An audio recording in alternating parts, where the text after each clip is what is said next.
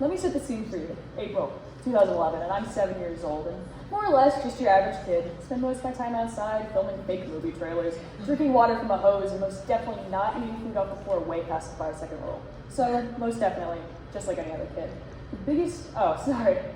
That's me when I was 7. So, the biggest turning point in my 7-year-old life was when the Disney Channel original movie Lemonade Mouth came out. And I won't give you an in-depth plot synopsis, but essentially it's one of those Battle of the Bands type movies. One of the characters, played by Haley Kiyoko, so that's her, was quite literally life-changing for me. She was your classic defiant musician, and at the time, obviously, I was not that. So I fell in love with her character, and as a standoffish kid who still cried over the smallest things, I thought that I needed to be just like her, and it was my personal mission to become a super edgy and so totally talented member of a band. Hi, my name is Ray, and for my SLE, I interned at Youth on Record and learned the ropes for song recording and production. I spent most of my time during my internship learning how to record a song, and even performing at an open mic night. Music has always been a passion of mine for so long, even probably earlier than Lemonade Mouth, and pretty much as a part of my day-to-day life. Even as a little kid, I found myself singing made-up songs about the weirdest things, and even today, repeating a single line from a song over and over under my breath.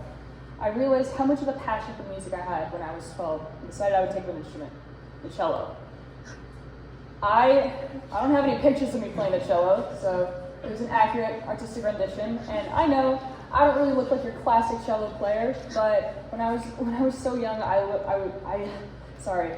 heard the song Eleanor Rigby and fell in love with that song and decided that I needed to learn the cello portion of that song. Along the way, I also learned how to play bass and obviously the guitar, as you can see, and which I'm self-taught. Music has always spoken to me, and I find so many great songs to identify with. I'm constantly finding new songs that can describe feelings that I thought that I had only had, and instrumentals with complex sounds that can stand on their own.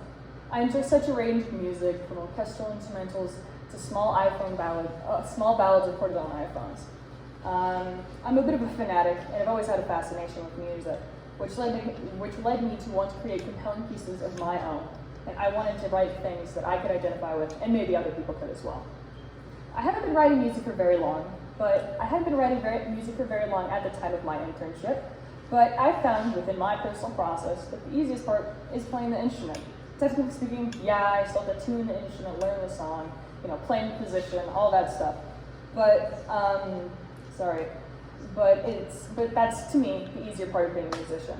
You can craft a beautiful melody or something that sounds similar to one of those open your mind frequency mixed with robotic spiders crawling up walls. Whatever I want as a musician, I can create. But what the most difficult portion for me is creating the lyrics. I can figure out the basic structure by humming along to the tune, but when it comes down to the lyrics, that's when it gets scary. But in all honesty, the reason it's scary for me is because I have to confront feelings that oftentimes I don't want to. But I want to be able to create this music, and this is what I'll have to do for that. Oftentimes, for myself and many other musicians, putting your personal experiences into words is really hard. In one part, you can try and leave it vague and cater to a larger audience, or write a song that's personal to your experience with beautiful metaphors and melodies, and truly cope with what you're feeling. What created an apprehension for me, though, was the anxiety of being vulnerable to an audience. I've always struggled with vulnerability with my emotions, even to a point where on my sophomore year backpacking trip, I had to get sent home because of how severe my blisters were, because I refused to tell anyone about it.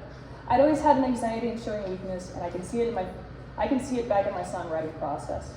I can see it in my songwriting process. I wrote this song, but was so hesitant with the hypothetical embarrassment of letting people hear a part of my life that I usually don't talk about. I had struggled quite a bit this year, mental health-wise, and when I was in the thick of it, my friend suggested to me, hey, why don't you write a song about it? And I sat there for a moment thinking about it, and I was like, yeah, I can write this song, but it might be cringy and emotional and goofy and gross, but it's also a way to deal with my emotions. And I just sort of said, why not? I sat on my floor and started to create chord progressions on the guitar, and I wrote a song at a surprisingly fast pace in about 3 days. I felt a sense of fulfillment that I hadn't before with this, and I found a way to portray what I was feeling in a more physical way. But there was one thing. Would I really be able to share this with people?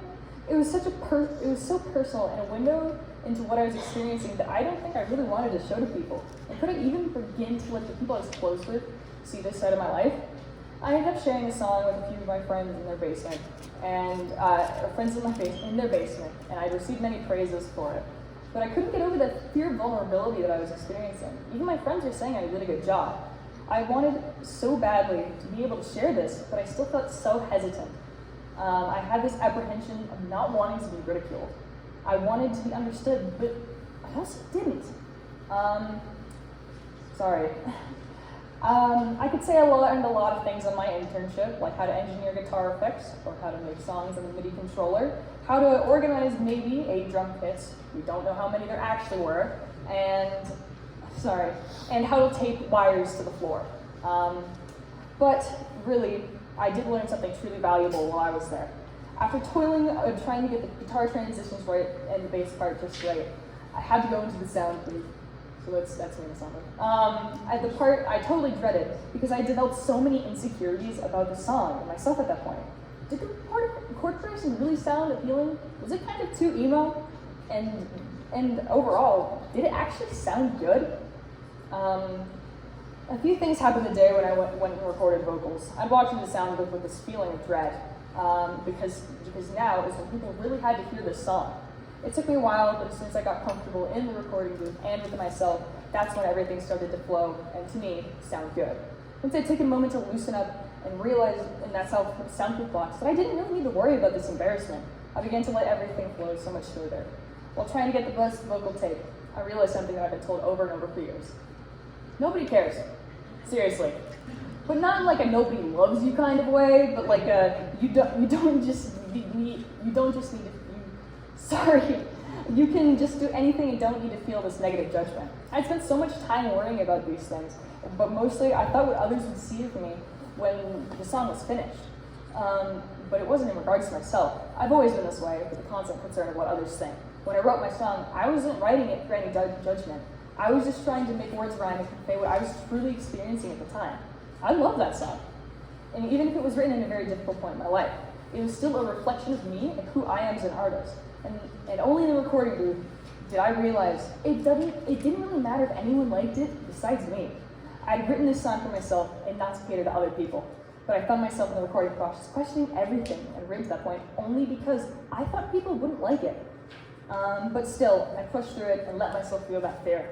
I learned that it's not worth it to consider mistakes and shortfalls in your music and your personal life.